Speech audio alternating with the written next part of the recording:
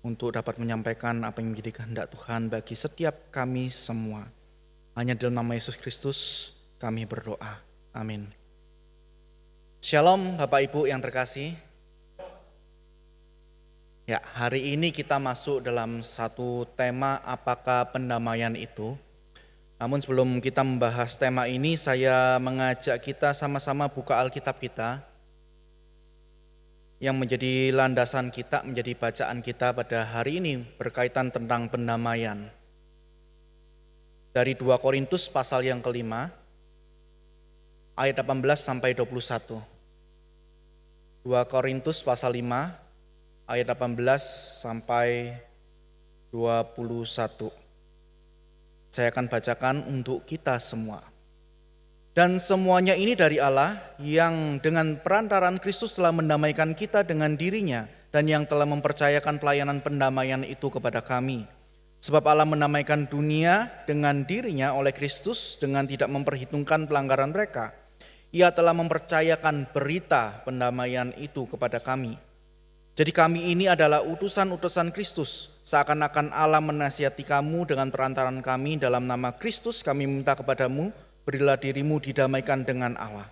Dia yang tidak mengenal dosa telah dibuatnya menjadi dosa karena kita, supaya dalam Dia kita dibenarkan oleh Allah. Sampai demikian pembacaan nats kita. Bapak Ibu yang terkasih, kita bersama-sama melihat dalam nats tadi ada kata pendamaian, bukan ya? Dan ada hal yang saya soroti di sini, ada kata berita pendamaian dan juga tentang pelayanan pendamaian. Hari ini kita sama-sama melihat tentang hal itu. Apa sih yang menjadi berita pendamaian? Dan apa itu pelayanan pendamaian? Namun hari ini saya mengacu kepada satu buku yang diikuti oleh GKI Telugong gitu ya, dalam buku seri pembahasan iman Kristen. Saya kutip dari buku tersebut, maka sama-sama kita melihat tentang pendamaian. Mengenai berita pendamaian, kalau kita melihat bersama-sama, kita lebih familiar dengan satu kata penebusan, bukan? Kalau dalam Alkitab, lebih banyak kita tahu tentang penebusan daripada tentang pendamaian, berita pendamaian, pelayanan pendamaian. Nah, kata ini, atonement gitu ya, seperti juga kata trinitas, seperti juga kata providensi yang sudah dibahas sebelum-sebelumnya, jarang sekali dicari gitu ya. Sebenarnya nggak ada juga dalam Alkitab. Dan William Tyndale, ini penerjemah Alkitab dari Latin ke Inggris gitu ya, dia tokoh reformator juga, dia menerjemahkan bahasa ini menjadi satu kata atonement gitu ya. Tyndale memperhatikan bahwa tidak ada satupun kata bahasa Inggris yang bisa merangkum kata karya penyelamatan Kristus di atas kayu salib ini gitu ya. Jadi dia pakai kata atonement yang kalau dipisah gitu ya, at one man gitu ya, maka yang dimaksud dari si Tyndale ini adalah keadaan didekatkan untuk menjadi satu. Seperti seseorang yang didamaikan, seseorang yang sebelumnya bermusuhan, sisi sini dilekatkan kembali, didekatkan kembali. Nah, kata pendamaian ini muncul di dalam penerjemahan dan sampai di dalam bahasa Indonesia kita juga melihat ada kata berita pendamaian dan pelayanan pendamaian. Oleh karena itu, kata pendamaian ini menjadi sebuah kata yang meliputi semua yang merepresentasikan baik penghapusan dosa kita maupun rekonsiliasi kita, pendamaian kita dengan Allah melalui kematian Kristus Yesus. Di dalam Alkitab kita, kata pendamaian ini kita temukan ada beberapa tempat gitu ya. Saya nggak akan jabarkan secara rinci gitu ya karena keterbatasan waktu. Tapi bersama-sama kita melihat ada 4 terminologi pendamaian dipakai di dalam Alkitab kita. Kalau dalam buku tersebut dicatat bahwa ada propisiasi gitu ya. Apa sih ini kata ini gitu ya? Pusing gitu ya. Kalau saya ini mikir kalau bahwa hal ini di jemaat gimana gitu ya. Banyak hal-hal bahasa-bahasa teologis gitu ya. Apakah hafal gitu. Nah, saya pikir-pikir, saya cari-cari propisiasi ini apa gitu ya. Dalam KBBI yang nggak nemu Bapak Ibu. Nggak nemu karena belum ada padanan katanya. Akhirnya saya merujuk ke bahasa Inggrisnya gitu ya. Ini bahasanya apa sih gitu ya. Kalau diterjemahkan secara kasar gitu ya. Propisiasi itu tentang perdamaian atau pengambilan hati. Mengambil hati supaya ada yang disenangkan. Nah ini propisiasi. Pendamaian dalam Alkitab ada dipakai itu propisiasi itu ya, tapi nggak ditulis propisiasi itu ya, tapi ditulis tentang pendamaian. Lalu ada ekspiasi itu, apalagi ekspiasi ini ya, expiation ini apalagi. Kalau saya cari itu ya, ini adalah tindakan untuk memperbaiki kesalahan. Ini sama halnya seperti sebuah bengkel gitu ya, kita bawa kendaraan mobil kita yang lagi rusak. Nah inilah gitu ya, kata ini dipakai memperbaiki kesalahan atau memperbaiki sesuatu yang sudah rusak atau memperbaiki dosa. Nah muncullah kata ekspiasi ini. Lalu ada kata penebusan yang juga merujuk kepada pendamaian, nggak perlu dijelaskan karena nanti akan kita sama-sama melihat, dan juga ada kata rekonsiliasi gitu ya. Mari kita lihat satu persatu. Propisiasi terlebih dahulu. Nah ini adalah istilah di dalam konteks keagamaan biasanya dipakai untuk mempersembahkan korban. Untuk supaya Allah ini nggak murka lagi, sederhananya gitu. Tadi kan dari kata terjemahan kasarnya adalah menyenangkan, supaya mengambil hati. Nah konteksnya adalah Allah itu murka gitu ya. Allah itu murka, oleh sebab itu perlu ada persembahan korban yang diberikan pada Allah supaya Allah ini memalingkan murkanya dan menghapus dosa manusia. Nah konsep inilah muncul di dalam banyak sistem agama juga, tidak hanya kekristenan, tidak hanya di agama Israel saat itu, termasuk dicatat dalam Perjanjian Lama, di mana persembahan korban ini adalah cara untuk mendekati Allah dan menamaikan hubungan manusia dengannya. Makanya kita kalau lihat dalam PL banyak persembahan korban ketika orang berdosa melakukan kesalahan, baik yang disengaja maupun tidak sengaja, ada itu ya rinciannya ya, begitu panjang itu ya, harus mempersembahkan korban. Karena Pak, supaya mereka bisa mendekati Allah lagi, supaya didamaikan lagi.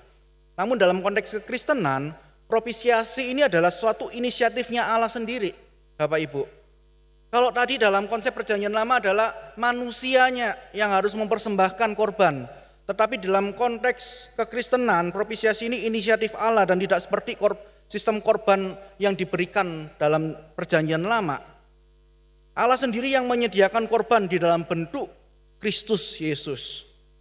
Tindakan propisiasi oleh Yesus Kristus adalah bukti terbesar kasih Allah kepada manusia.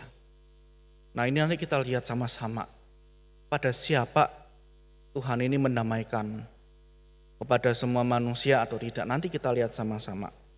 Orang-orang berdosa diundang untuk mempercayai dan menerima korban Kristus Yesus ini untuk didamaikan kembali dengan Allah. Ada perbedaan propisiasi ya dari zaman PL dan dalam Kristus Yesus. Sehingga dengan demikian propisiasi adalah konsep yang menunjukkan tindakan kasih Allah yang luar biasa dalam menyediakan jalan bagi manusia untuk dapat mendekati Allah dan mendapatkan pengampunan atas dosa mereka. Ini yang pertama. Dan yang kedua kita sama-sama melihat tentang ekspiasi. Apa ini ekspiasi? Tadi saya kasih kasarnya adalah seperti tempat untuk datang memperbaiki gitu ya. Nah ekspiasi ini konsep di mana korban-korban digunakan untuk membersihkan dosa.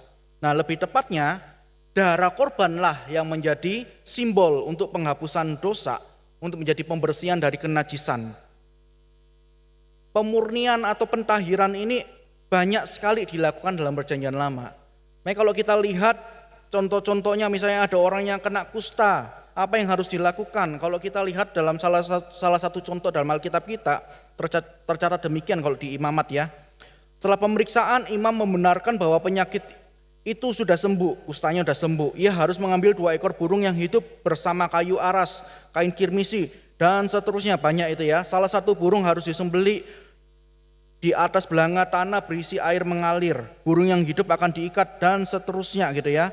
Jadi nanti harus dicelupkan sebanyak 7 kali ke dalam air yang sudah bercampur dengan darah dari burung dan seterusnya. Gitu ya. Kemudian orang tersebut akan dinyatakan tahir dan burung yang hidup akan dilepas untuk terbang bebas. Jadi darah menjadi simbol ekspiasi ini gitu ya, pentahiran. Konsep tersebut mencerminkan prinsip pembersihan dosa melalui darah juga sama. Kita juga temukan di dalam Kristus Yesus. Maka dalam konsep kekristenan, ekspiasi adalah penghapusan dosa dan kesalahan manusia melalui darah Kristus sendiri. Bukan lagi dengan memberikan korban-korban, bukan lagi dengan menyembelih dan mengambil darahnya. Kalau kita melihat tadi dengan proses ekspiasi bahwa ketika orang sudah ditahirkan, maka orang tersebut diterima dan dapat kembali dalam komunitasnya. Begitu pula dengan konsep kekristenan. Ketika seorang berdosa dan telah diampuni, dia diterima oleh Tuhan. Oleh sebab itu dampaknya ketika kita memahami tentang ekspiasi ini adalah ketika seorang sudah dibersihkan oleh darah Kristus, maka orang Kristen harus menerima orang lain yang berdosa yang telah diampuni dan dibersihkan juga melalui darah Kristus dan melihat mereka benar-benar bersih di hadapan Allah. Tapi beritanya adalah, masalahnya adalah berapa banyak sih yang kita ketahui atau jangan-jangan di diri kita sendiri ketika kita tahu kalau ada jemaat kita melakukan dosa-dosa yang terlihat. Dosa-dosa yang terlihat itu misalnya wah dia ternyata LGBT terlihat gitu ya. Gayanya seperti itu. Kabar perselingkuhannya sudah didengar gitu ya. Dan sebagainya gitu ya. Bagaimana kita menyikapi seorang yang pernah jatuh dalam dosa tersebut, namun ketika dia datang di hadapan Tuhan dan dia diampuni, setelah itu dia beribadah bersama-sama dengan kita. Bagaimana respon kita? Apakah kita menghindar karena menganggap diri kita ini paling layak? Atau kita menerima dengan tangan terbuka, seperti kita pun juga telah diampuni oleh Kristus? Terminologi selanjutnya adalah tentang penebusan. Saya bilang sekali lagi ini enggak asing bagi kita. Namun di dalam PL penebusan berarti tentang mengambil seorang dari perbudakan menuju kebebasan. Seperti dalam cerita tentang Rut dan Boas. Masih ingat? Di mana Rut ditebus oleh Boas yang adalah kerabatnya, yang adalah keluarganya, yang satu-satunya bisa menjadi seorang savior, penyelamat, penebus bagi Rut. Di dalam perjanjian lama juga sama, orang Israel ditebus oleh Allah dari perbudakan Mesir. Ini konsep penebusan saat itu. Seorang yang di dalam kesulitan, seorang yang di dalam perbudakan, dia ditebus keluar dari kondisi itu. Penebusan ini menggambarkan bagaimana Allah menyelamatkan kita. Dari situasi yang sebenarnya kita tidak dapat kita bebaskan dari diri kita sendiri. Kita tidak mampu untuk membebaskan diri kita sendiri, yaitu dari apa? Dosa. Dosa ini menjadi suatu masalah yang besar Bapak Ibu.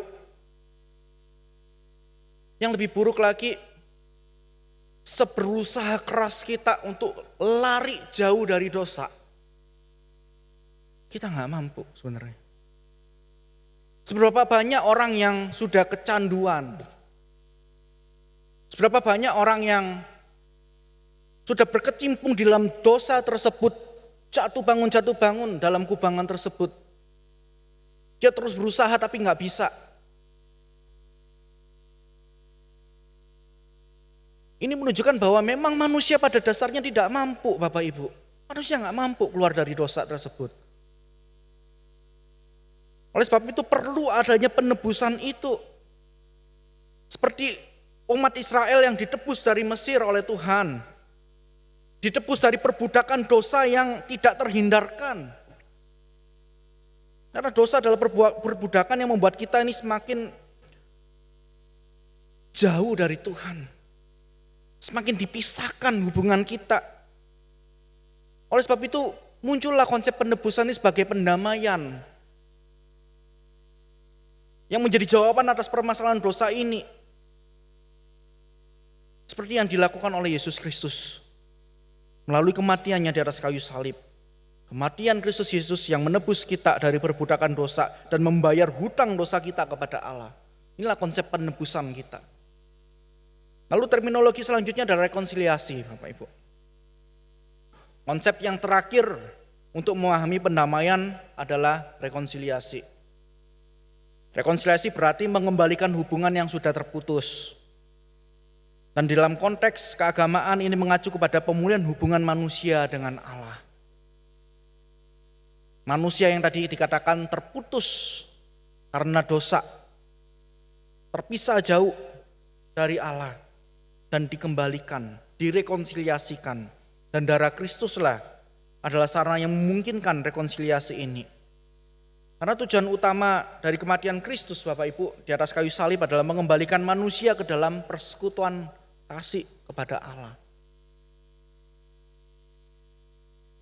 Paulus juga menjelaskan bahwa Allah tidak lagi memandang manusia dari sudut pandang dosa mereka. Ketika Allah, sang inisiatif pendamaian itu, merekonsiliasi kita melalui kematian Kristus. Sehingga Allah mencapai rekonsiliasinya dengan manusia dengan cara dikatakan bahasa teologinya adalah mengimputasi. Yaitu maksudnya adalah ditransferkan, dilekatkan gitu ya. Dosa yang seharusnya dimiliki manusia gitu ya, diimputasi kepada Kristus di atas kayu salib. Ada istilah amputasi ya, amputasi. Imputasi baliknya. Dilekatkan, ditransferkan gitu ya. Darah Kristus membawa manusia mengalami rekonsiliasi dengan Allah. Maka apa itu pendamaian? Kesimpulan dari beberapa terminologi ini menunjukkan bahwa perdamaian adalah jawaban Allah terhadap masalah dosa manusia, dan Yesus Kristus adalah Sang Juru Selamat yang memenuhi janji penyelamatan Tuhan Allah melalui kematiannya yang mendamaikan. Jadi pendamaian adalah jawaban Allah atas masalah kita sendiri sebenarnya. Atas masalahnya kita Bapak Ibu. Nah, sekali lagi saya katakan bukan inisiatifnya kita untuk ingin didamaikan dengan Allah sebenarnya. Di dalam keberdosaan kita, di dalam kedagingan kita ini selalu menjauh, lari daripada Tuhan.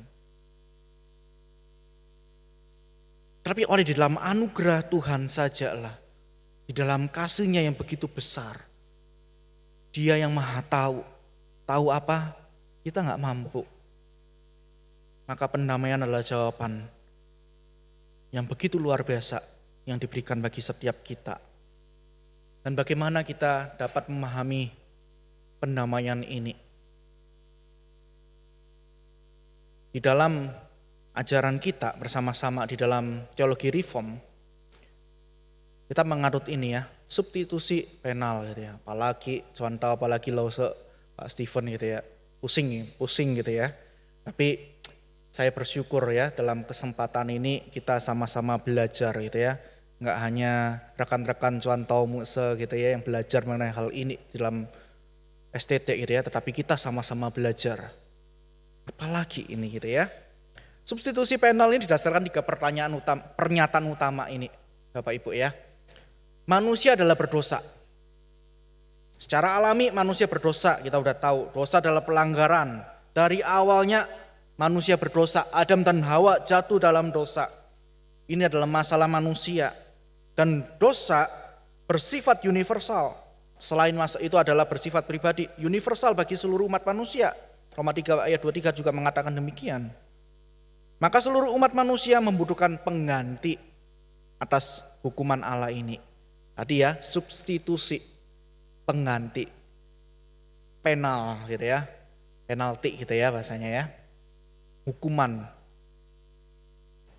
pengganti hukuman karena manusia ini berdosa. Dan yang kedua, pernyataan utamanya adalah karena Allah itu kudus. Karena sejak kejatuhan dalam dosa, manusia itu nggak dapat mencapai kesempurnaan kekudusan tersebut. Sehingga karena murka Allah lah orang-orang berdosa ini membutuhkan satu substitusi penal itu. Tadi ya, membutuhkan suatu penggantian atas hukuman tersebut. Seorang yang secara pribadi membayar bagi hukuman dosa kita di hadapan Allah yang kudus. Terdapat dalam Yesaya, ide-ide ini juga tercatat. Yesaya 53 ayat 5. Dia tertikam oleh karena pemberontakan kita. Dia diremukkan oleh karena kejahatan kita. ganjaran yang mendatangkan keselamatan bagi kita ditimpakan kepadanya. Oleh bilur-bilurnya kita menjadi sembuh. Ini menjadi sebagai konsekuensi, maka substitusi penal ini adalah cara untuk membayar hukuman dosa di hadapan Allah yang kudus. Karena manusia nggak ada yang kudus, dan satu-satunya hanya Kristus Yesus. Dan yang ketiga, pengorbanan Kristus yang merekonsiliasi. Di substitusi penal ini menjelaskan bagaimana orang-orang berdosa dapat diampuni oleh Allah yang kudus. Dan ini terlihat dari sistem persembahan korban bangsa Israel juga, sebab korban dalam perjanjian lama bersandar pada pengimputasian dosa-dosa kepada satu substitusi. Sama, dalam PL juga ada satu substitusi, yaitu apa? Hewan-hewan kurban, gitu ya. Tetapi di dalam perjanjian baru tidak demikian. Bukan lagi di dalam korban. Substitusi ini, yang korban ini tidak bisa mendamaikan. Tidak bisa merekonsiliasi.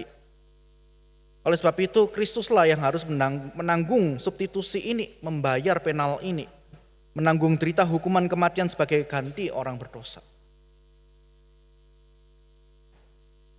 Saya kembali tadi ya, ada pertanyaan yang tergelitik gitu ya. Jadi pendamaian ini untuk semua manusia atau hanya untuk sebagian orang, hanya untuk orang pilihan? Silakan jawab dalam hati Bapak Ibu ya. Secara umum ini menjadi perdebatan dua kubu ini gitu ya. Yang kita anut teologi reform dan juga teologi Arminian gitu ya. Yang Arminian mengatakan bahwa Allah itu menghendaki supaya semua orang diselamatkan. Secara sederhana seperti itu. Semua orang diselamatkan. Jadi pendamaian ini merata, cakupannya luas, tidak berhenti kepada beberapa orang saja. Mereka memaparkan beberapa ayat-ayat juga gitu ya. Tapi sebenarnya mereka lupa gitu ya. Semua orang diselamatkan ini dibacanya dengan konteks yang sempit akhirnya. Yang tidak dipelajari lebih dalam lagi, sehingga semua orang ini ditafsirkan sebagai semua jenis manusia, semua manusia di dunia ini. Sedangkan pakar-pakar mengatakan dari yang teologi reform bahwa ini sebenarnya bukan merujuk kepada semua jenis manusia, tetapi semua umat Allah.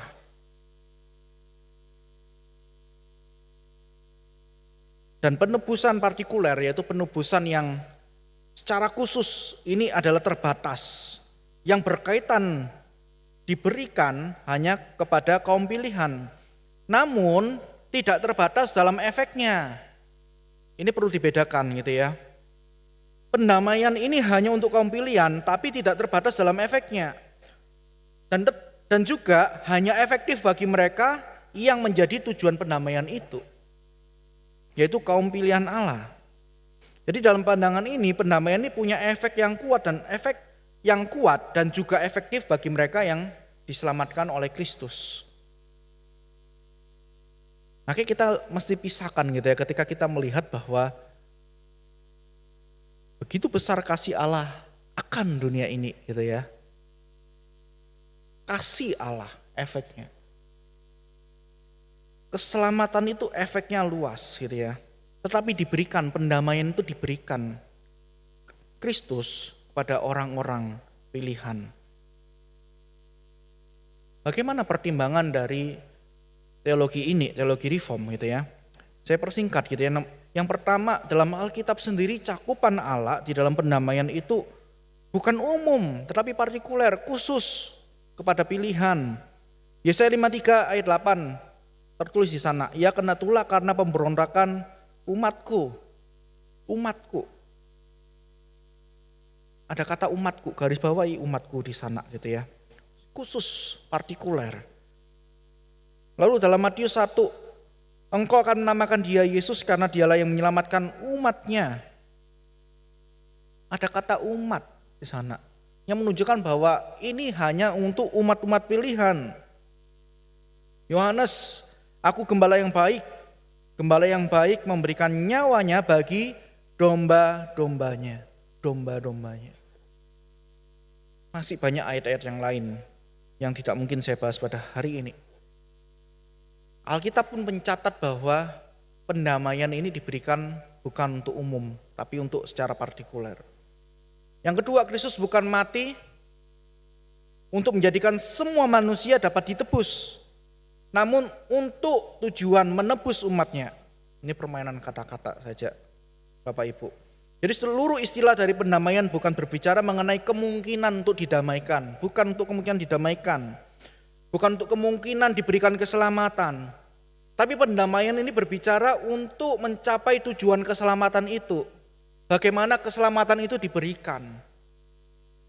Yesus menebus umatnya bukan hanya sekadar untuk membuat mereka dapat ditebus. Bukan. Kematiannya membebaskan kita dari dosa-dosa kita. Karena Kristus telah mendamaikan kita dari murka Allah.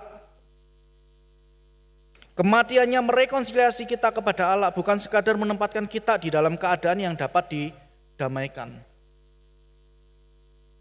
Kalau kita memahami dengan teologi Arminian, hanya ada kemungkinan gitu ya, keadaan yang dimungkinkan. Karena semua orang diselamatkan. Semua orang didamaikan. Nyatanya di dalam dunia ini ada juga yang tidak percaya. Apakah keselamatan gagal diberikan kepada mereka? Gitu ya. Yang ketiga, Alkitab mengajarkan bahwa pendamaian memuaskan penghakiman Allah atas dosa. Akan tetapi posisi kaum Arminian yang tadi juga punya satu double standard gitu ya, ketika menyangkut yang tadi saya katakan orang-orang tidak percaya. Kalau ketidakpercayaan itu adalah dosa, mengapa ketidakpercayaan itu tidak dilunasi saja bersama dengan dosa-dosa yang lainnya? Dalam artian yang tadi, seharusnya berarti ketika Tuhan mendamaikan kita melalui karya salibnya, seluruh dunia ini adalah orang-orang yang percaya Tuhan. Oleh sebab itu, doktrin Arminian ini nyata-nyata tidak berhasil mencapai jawaban tersebut.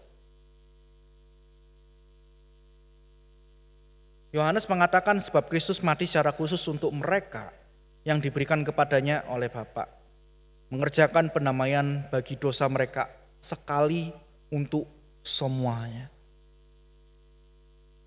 Dengan demikian, pendamaian bukan ditawarkan secara umum, tetapi secara personal untuk setiap punyaan Kristus.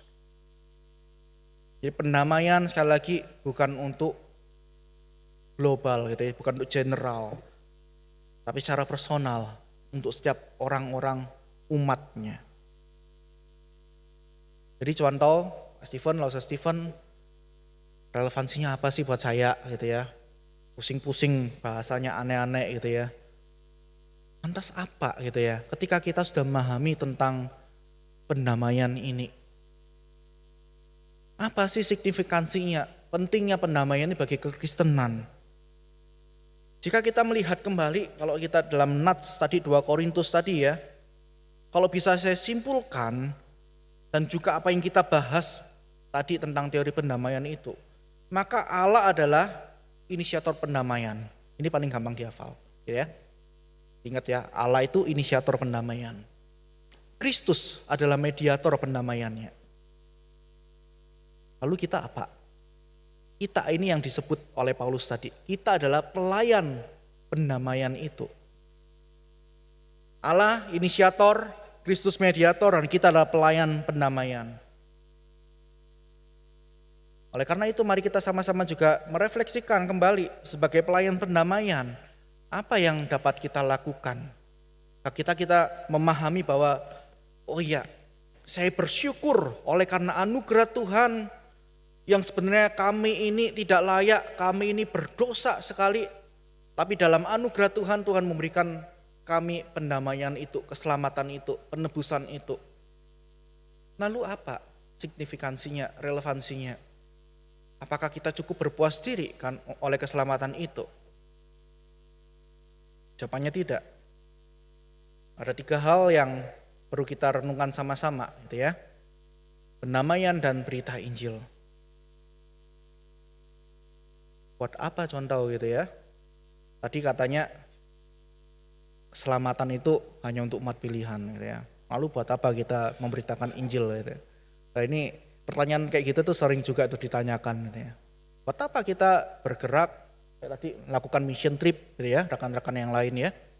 Lalu buat apa kalau ternyata pendamaian itu diberikan kepada umat-umat pilihan? Sama-sama kita merenungkan, karena pendamaian ini adalah berita keselamatan utama dalam kekristenan. Maka menyaksikan kasih Kristus, menyaksikan Injil ini adalah respon kita, Bapak Ibu. Respon kita, orang yang berdosa, yang telah diampuni dan telah direkonsiliasi dengan Allah.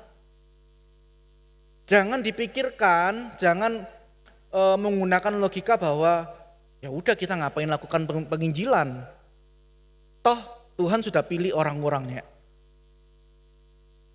Bapak Ibu, kalaupun kita punya pikiran demikian, kalaupun kita tidak bergerak melakukan penginjilan, percaya dan yakinlah Tuhan bisa mengutus siapapun untuk melakukan penginjilan.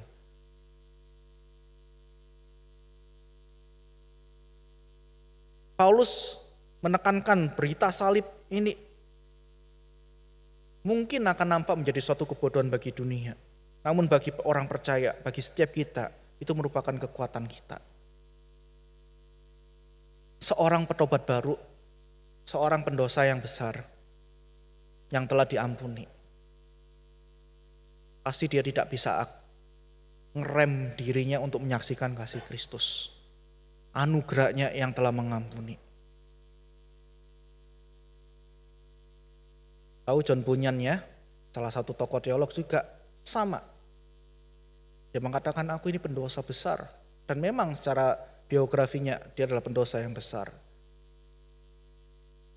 Tapi kita tidak perlu menjadi seorang pendosa besar untuk dapat merasakan syukur atas anugerahnya. Karena apapun yang kita lakukan, sebenarnya kita tidak sempurna. Dan sejatinya kita tidak bisa mencapai kekudusan itu. Oleh sebab itu perlu ada pendamaian itu. Dan respon kita seharusnya adalah menyaksikan kasih-Nya. Kenapa orang Kristen susah sekali bersaksi? Karena mungkin dia tidak merasakan kasih Kristus. Orang yang merasakan kasih Kristus, dia tidak akan bisa berhenti untuk memuji kebaikannya. Yang kedua, pendamaian dan pelayanan Kristen.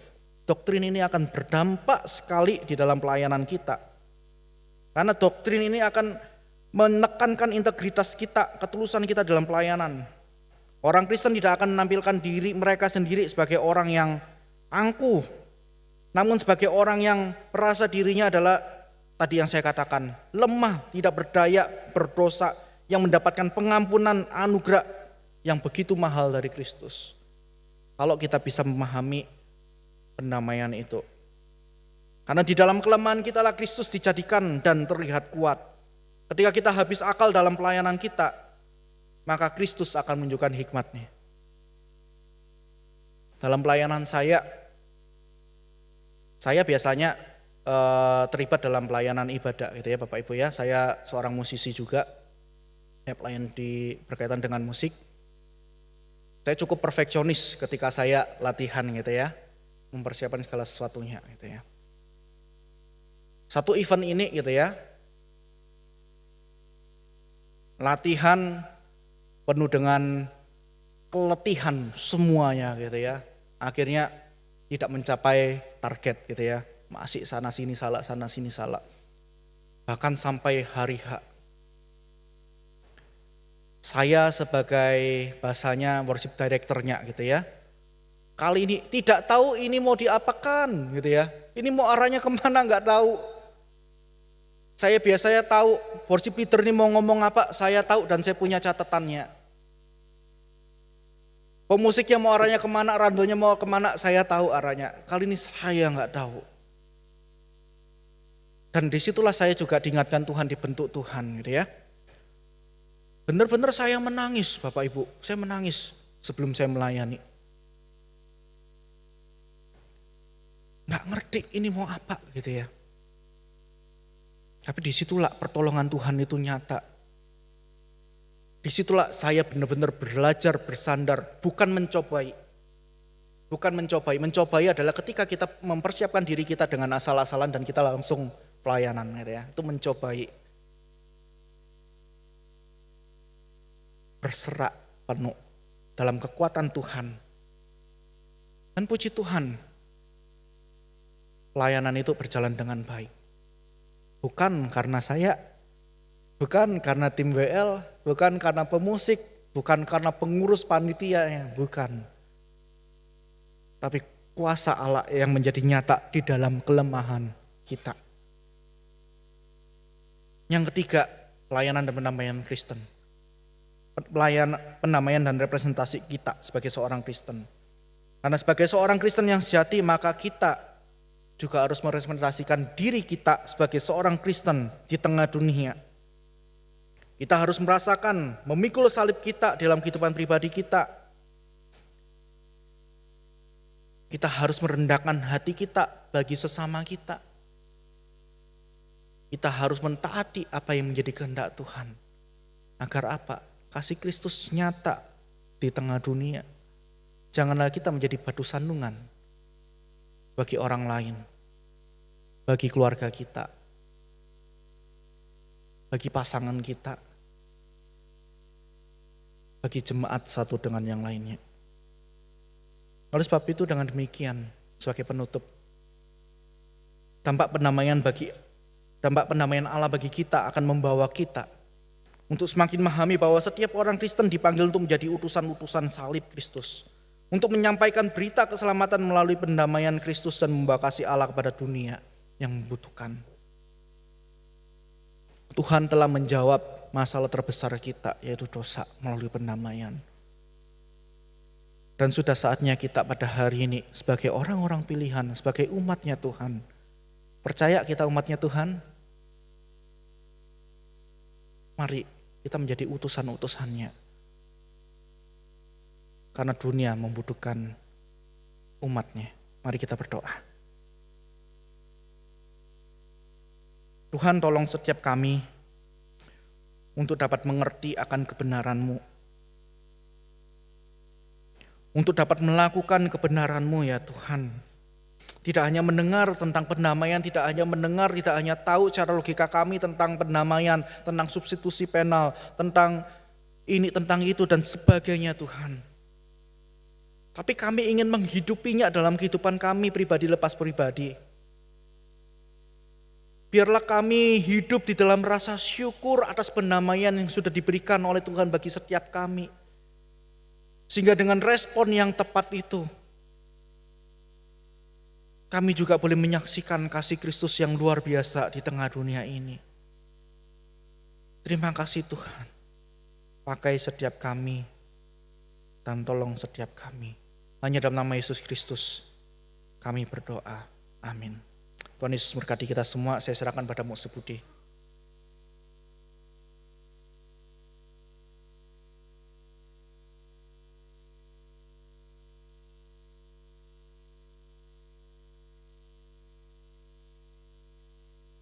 Baik, saya mewakili rohaniwan, majelis dan jemaat mengucapkan terima kasih kepada Guru Injil Stephen Dewangga yang sudah melayani firman, ya Guru Injil Stephen melayani di GKI Suntar ya.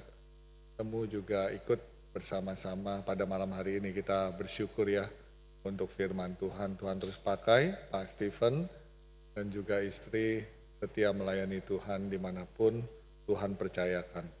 Kita akan mengakhiri persekutuan doa pada malam hari ini. Saya mengundang jemaat, mari kita berdiri. Mari kita masuk di dalam doa. Bapa di dalam surga, kami sungguh bersyukur kepada Tuhan. Pada malam hari ini kami boleh bersama-sama datang ke rumah Tuhan. Kami bersyukur untuk firman Tuhan yang boleh terus mengajarkan kepada kami bagaimana kasih Kristus diberikan kepada kami, orang-orang pilihan Allah, sehingga kami boleh mendapatkan keselamatan yang daripada Tuhan. Ya Tuhan, biarlah keselamatan ini tidak hanya kami berikan buat diri kami sendiri, tapi kami juga bisa membagikan keselamatan ini kepada orang lain. Karena Yesus Kristus datang ke dalam dunia untuk mencari orang yang berdosa dan bukan orang yang benar. Kami bersyukur Tuhan untuk hamba-Mu, Guru Injil Stephen yang sudah melayani firman. Tuhan juga berkati, istri Tuhan juga berkati, pelayanannya di GKI Sunter, Tuhan juga berkati untuk hormat kemuliaan bagi nama Tuhan. Kami juga berdoa untuk Bapak Ibu, saudara-saudara kami yang hadir pada malam hari ini. Ya Tuhan, mungkin di antara Bapak Ibu Saudara yang hadir malam hari ini ada pergumulan-pergumulan khusus yang mereka hadapi. Kami berdoa bersama-sama apapun yang menjadi pergumulan dari setiap kami. Ketika kami menyerahkan segala kekhawatiran kami kepada Tuhan, maka Tuhan yang akan memberikan jalan keluar bagi kami semua. Jikalau di antara kami ada yang mengalami kelemahan tubuh, Tuhan juga berbelas kasihan. Tuhan juga yang boleh memakai obat dan juga menyembuhkan jemaat kami agar jemaat kami diberikan kesehatan yang baik. Jika ada di antara jemaat kami yang lemah iman, biarlah kami bisa datang dekat dengan Tuhan, agar iman kami boleh semakin bertumbuh di dalam Tuhan. Jika di antara kami ada yang mengalami pergumulan, masalah ekonomi, Tuhan juga tolong. Engkau adalah Allah sumber berkat, Engkau yang akan menolong, Engkau yang akan mencukupkan segala kebutuhan yang kami butuhkan, karena Engkau adalah Allah yang memelihara kehidupan kami. Ya Tuhan, Kau berkati seluruh jemaat kami di dalam rumah tangga mereka, di dalam usaha, pekerjaan, dan juga studi, apapun yang mereka lakukan dan kami lakukan, kami terus melibatkan Tuhan di dalam kehidupan kami. Ya Tuhan, terima kasih untuk doa-doa juga yang boleh kami naikkan pada malam hari ini untuk rekan-rekan kami yang sudah sampai di Singkawang, dan juga kami menyerahkan pelayanan yang besar ini ke dalam tangan Tuhan. Kami yakin dan percaya kuasa Roh Kudus akan memakai rekan-rekan kami tim misi baik dari Telugong dan juga hamba-Mu Contoh Sido, dan juga tim misi dari Singkawang, Ibu Heni dan rekan-rekan, semua diberikan kesatuan hati untuk melayani Tuhan, untuk melayani jiwa-jiwa, untuk memulihkan kehidupan manusia yang hidup di dalam dosa, agar mereka boleh kembali kepada Tuhan. Terima kasih Tuhan untuk persekutuan doa kami, terima kasih untuk pujian, firman Tuhan, dan juga doa-doa yang kami panjatkan kepada Tuhan. Bapak Ibu, saudara-saudara yang Musa kasihi dalam Tuhan Yesus Kristus, arahkanlah hati kita kepada Tuhan Yesus Kristus, dan terimalah berkat Tuhan pada malam hari ini. Kiranya kasih karunia dari Tuhan Yesus Kristus, cinta kasih dari Allah Bapa yang tidak berkesudahan, pertolongan, kekuatan, penghiburan dari Allah Roh Kudus menyertai kita semua mulai hari ini sampai selama-lamanya. Amin. Silakan duduk jemaat sekalian. Persekutuan doa kita sampai di sini saat teduh. Selamat malam, Tuhan memberkati Bapak Ibu Saudara sekalian.